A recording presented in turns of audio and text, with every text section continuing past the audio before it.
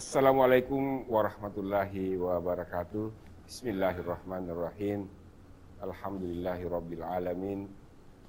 Nahmaduhu wa nasta'inuhu wa nastaghfiruhu wa na'udzubillahi min syururi anfusina wa min sayyiati a'malina.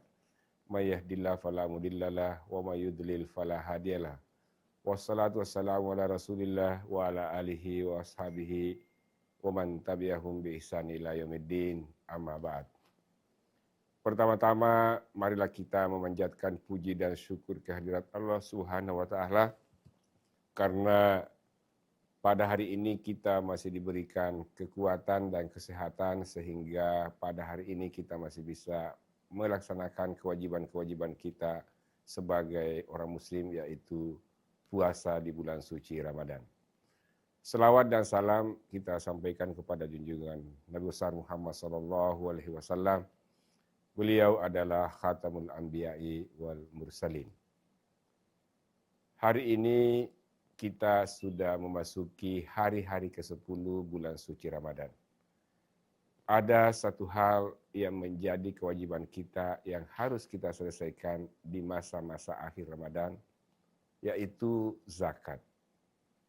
Zakat dibagi dua, ada zakat fitrah dan ada zakat mal. Zakat fitrah semua orang dengan tepat waktu dan sesuai ketentuannya dilakukan dengan baik. Tetapi yang banyak menjadi masalah yaitu zakat mal. Banyak di antara kita yang sesungguhnya sudah memiliki kewajiban untuk membayar zakat mal, tetapi kadang-kadang diabaikan dan dihiraukan, bahkan sengaja tidak dilakukan. Padahal itu adalah kewajiban. Ada sebuah kisah yang menarik tentang mereka yang tidak mau membayar zakat, yaitu kisah Abu Nawas. Suatu saat Abu Nawas tampak duduk berleha-leha. Ia sedang santai sejenak dengan istrinya menikmati hari yang terik. Namun tiba-tiba beberapa prajurit kerajaan mendatanginya. Abu Nawas pun kaget. Apalagi yang raja perintahkan, katanya dalam hati. Ternyata dugaan Abu Nawas benar. Raja memerintahkan untuk menghadapnya sesampainya istana. Raja berkata, "Aku ada tugas untukmu, wahai Abu Nawas. Ini tugas yang tidak berat sebenarnya." Tak lama kemudian raja menceritakan perihal seorang saudagar kaya raya menolak membayar zakat. Sesaat kemudian raja mulai bercerita. Raja telah mendapat laporan bahwa di wilayahnya ada seorang saudagar kaya raya yang menolak membayar zakat. Mendengar penuturan raja, Abu Nawas kemudian menjawab, "Mengapa tidak dipanggil dan dihukum saja? Dulu ia adalah orang yang paling rajin membayar zakat. Tapi entah kenapa semakin dia kaya raya, malah makin malas membayar zakat. Soalnya sangat disayangkan kalau aku langsung menghukumnya," jawab raja. Setelah berdiskusi, Abu Nawas pamit dan minta waktu seminggu untuk memikirkan caranya menyadarkan saudagar tersebut. Setelah seminggu, Abu Nawas kembali ke istana dengan idenya. "Apa yang harus kita lakukan sekarang?" tanya raja. "Ada, cuma syaratnya Baginda harus jadi pengemis. Apakah bersedia?" tanya Abu Nawas. Sontak ide Abu Nawas tersebut membuat raja kaget. Namun demi menyadarkan salah satu rakyatnya, raja mengabulkan permintaan tersebut. Maka keduanya memakailah baju compang-camping yang biasa digunakan oleh pengemis. Mereka kemudian berangkat ke rumah saudagar kaya raya itu. Abu Nawas segera mengucapkan salam dan menyapa saudagar tersebut. "Apakah Tuan mempunyai uang receh?" kata Abu Nawas. "Tidak ada," jawab saudagar tersebut.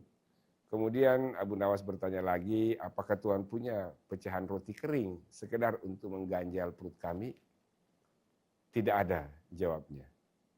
"Kalau begitu kami minta segelas air saja," tanya Abu Nawas.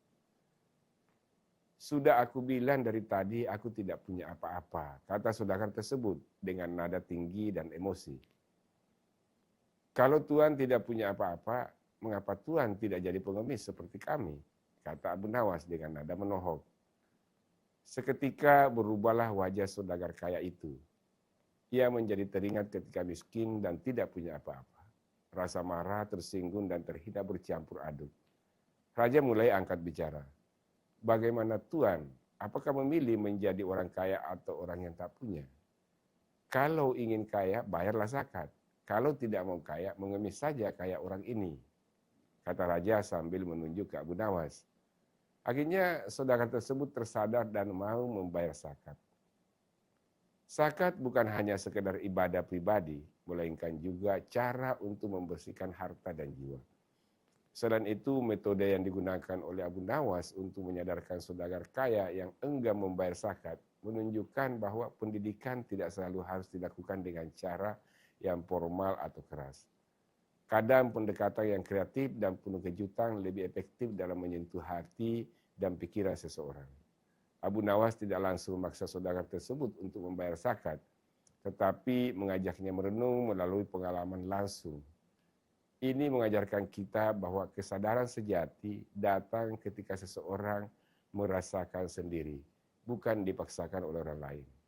Mengingat Idul Fitri, tinggal menghitung hari, mari pastikan kita menunaikan kewajiban zakat sebagai bagian dari tanggung jawab kita sebagai umat muslim, sekaligus menyempurnakan ibadah kita di bulan Ramadan. Usikum wa ya bitaqwallah. Wassalamualaikum warahmatullahi wabarakatuh.